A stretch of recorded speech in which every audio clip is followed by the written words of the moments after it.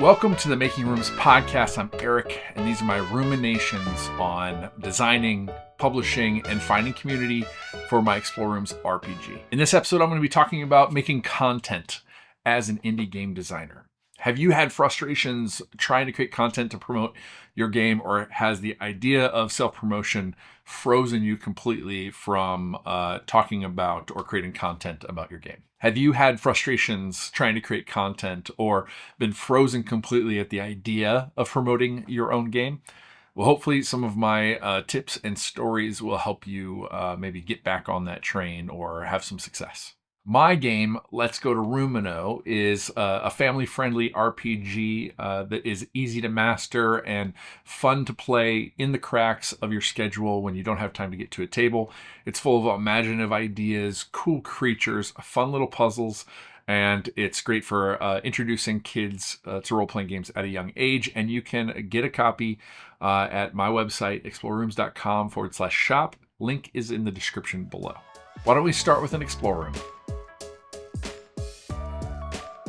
You're in a room with soft light, but running around the room is a small flightless bird, somewhere between a roadrunner and an emu. And instead of a head, it has a gramophone, one of those kind of record players with a big horn coming off of it. In the center of the room is a nice cozy chair, and there's a note that says, "Tell a story." What do you do? You step into the bird's path, even trying to catch it, but every time you somehow even corner it, it seems to blink out of view and teleport to a different part of the room. It doesn't seem to want to be touched or caught. Finally, you sit down in the cozy chair and you start telling a story, and almost immediately that bird stops in the middle of the room and listens.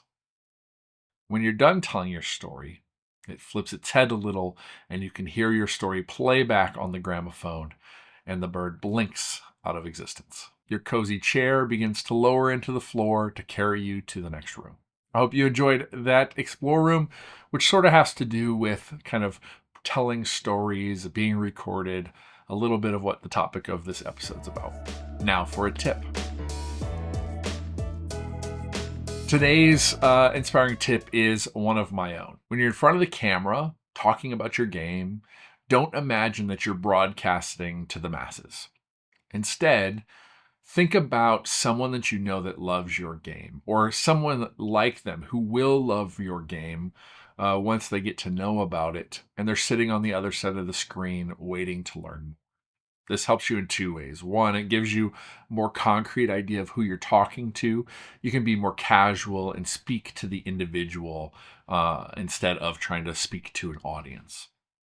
And second, it reminds you that there are people that love your game, and there are more people out there that will love your game if only they get a chance to hear about it. I hope this tip helps you just in the mental side of creating content, that there's someone on the other side of the screen waiting to hear what you have to share. All right, let's jump into this topic of content creation. When I decided that I was going to publish a game, it was my first kind of B2C company or business or thing that I've ever really done. And I knew that I needed to be able to get the message out, this idea out to as many people as I could. Now, I just mentioned we don't necessarily speak to the masses, but from a one standpoint, you need to get your message out to a whole lot of individuals, one person at a time. And in this day and age, social media is one of the ways to do it. And if you're working low budget, and then organic content is the cheapest way to go about that.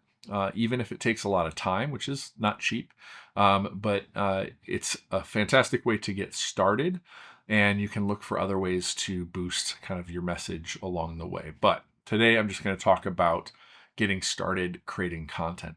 I'm now 5 months into creating content for the purposes of promoting my game, Let's Go to Roomino. And on TikTok, I have around 500 followers, and my videos get between 300, sometimes 150, all the way up to 1,000. It's pretty sporadic, but I meet some cool people. I building great community, and I'm growing in my kind of capability along the way. On YouTube, I have around 80 some followers, and my long form videos like this don't get a ton of views. But my short form content gets closer to 500,000 views per video. And so I'll be talking a little bit about kind of why I've chosen these two. My first goal when deciding to get started as a content creator was to post regularly and build towards getting more comfortable and getting better at speaking to the camera, so that then later on I could then learn to be more strategic about the content that I shared or the topics that I shared, etc. I decided that I wanted to do TikTok, I wanted to do YouTube, I wanted to do long form content, which is this podcast series that you see here, and then I wanted to take what I created from the podcast and cut out pieces that could make good shorts for TikTok or YouTube shorts. I wanted to have a very narrow goal. I did create accounts for my business on Facebook and Instagram as sort of like placeholders, but I never intended to be able to kind of post there a lot. I find Meta to be hard for me to navigate through the different apps and know when I'm on one app or the other. They kind of flip around a lot. But I also didn't want to go too broad in my, trying to be consistent. If you're trying to be consistent in a lot of different places, it's going to be really hard. So I think I found it to be, or my goal was to find one, maybe two spots where I could be consistent, show up every day, and kind of start building an audience that way. So why did I pick YouTube and TikTok? I spent a lot of time on those two channels. They're channels that I like to consume media through. YouTube has great long form content for diving into different subject matters. If I'm fixing something around the house, I get on YouTube. If I'm looking for some background entertainment, I'll put on somebody talking about a topic. TikTok I find to be a great way to get authentic experiences around people's lives. Now, certainly people can showcase the best of it just like anywhere else, but there's plenty of people that are just themselves and raw, and I knew that I needed a little bit of that in order to start my journey, but I needed to try being a little bit more authentic and just start with what I had. And TikTok, the tone of TikTok is very welcoming to beginners starting their content creation journey. I also think that you're going to have a higher chance of succeeding if you're engaging with the platform that you're most interested in kind of consuming. So if you prefer to be on Facebook and in Facebook groups and posting there, you will likely find more success posting content to Facebook on the regular basis than you would to TikTok. So just keep that in mind, that use your own passions, use your own kind of likes and dislikes to determine maybe where you're going to get started on this journey. YouTube has been the most stable amongst all of them. And even though there are still changes that happen to the algorithm on YouTube, it's around, it will stay around, and it gives you some flexibility between long form and short form content if you want to explore those different formats. While YouTube has the most stability, I think TikTok has the most discoverability. You're most likely to have your content seen by someone that you have no other connection with other than maybe the topic that you're talking about, and an interest in the game type that you are making. So my strategy overall was to create this podcast as a long form video, post it on YouTube as a long form piece of content every week, and I haven't made it every single week. And then when I edit it, to edit out clips that can be used on TikTok and YouTube Shorts. So that's my plan. That was my simple framework for getting started. So why did I choose podcasting? Podcast format can either be an individual speaking to camera or to, having their audio recorded, or a conversation between two people, or an interview style content. And I think that in the early days of me starting out my journey, I had things to talk about. I had lots of steps and obstacles along the way to share and to talk about. So I felt like that would be an easy format to kind of get started with. And I've produced a number of podcasts in my past. both with friends through some hobby podcast networks that we've created. And then I've set up and produced podcasts for clients of mine and using it as marketing and outreach tool for building their business. So podcasting is something I'm very familiar with doing, both from a production standpoint, being kind of a host, and then post-production, getting out and publishing it. So it was a very easy choice for me. One thing I wanted to do differently is I wanted it to be video first, which is not something that all of my podcasts have been. So putting an emphasis on being in front of the camera, letting people see my face, get to know who I am, and me learning to speak to you on the other side of this. Those were skills that I wanted to develop more of, as opposed to doing voiceover on top of B-roll or that sort of stuff, which is something I want to learn to do down the road. This is, I think, episode 17. Most podcasts, only 1% of podcasts get past episode 20. I've had multiple podcasts that I've produced get past episode 20, and I'm sure I'll get past episode 20 on this one. So it's a space that I knew I could be successful, at the very least, in creating this content on a consistent basis. And then why shorts? I think shorts are the way a lot of people love consuming new information. I know that I do. I like kind of having a buffet of different ideas being presented to me, and then having the option to go deeper with those by digging into somebody's For You page. I think that a lot of marketing and advertising is done in short snippets. In a lot of my background as a marketer and creative director, I'm trying to fit a lot of big ideas into compact frames. And so short form, I think, is a great type of practice for learning how to talk about something in not just sound bites, but in concise kind of pieces. So my goal was to get good at long form podcast video and short form video. So of course, I've had some obstacles along the way, the biggest of which has been editing. For a 15-minute video, like this may be, 15 to 20-minute video, it can be anywhere from 2 to 3 hours of editing just to cut out kind of the mistakes and the clips in between. And then get that rendered out, uploaded, get all of the stuff, kind of notes and stuff on the YouTube description, and schedule that for publication, etc. On a video where I add more graphics up in the corner or something like that, it can add another hour or two on top of that. And then posting to Spotify means I'm putting up a blog on my website that has all the information, uploads the audio version, so I have to edit or output a separate audio track, upload that, and then that will broadcast out to Spotify. But even that's another hour of kind of work to get that up on another platform. I edit on my iPad, which is a great form factor. Like, I love working on an iPad. I've been working solely on an iPad for about 5 years. But I know that it's an older iPad, so it could probably be sped up if I had a newer system or a newer platform, or even edited on a laptop. A more powerful device might be faster at working with the types of video that I work with. I have recorded in 4K in the past. Right now I'm recording at just HD, so about 2K. And that can make a difference too in kind of the speed at which I can edit on my iPad. Now, just for your reference, I have never had any formal training in any software that I've ever used as a creative professional.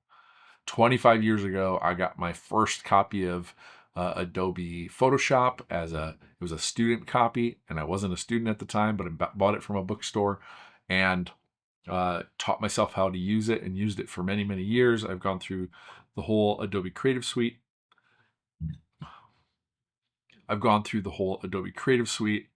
now I work in completely different programs because I don't want to pay into the Creative Cloud.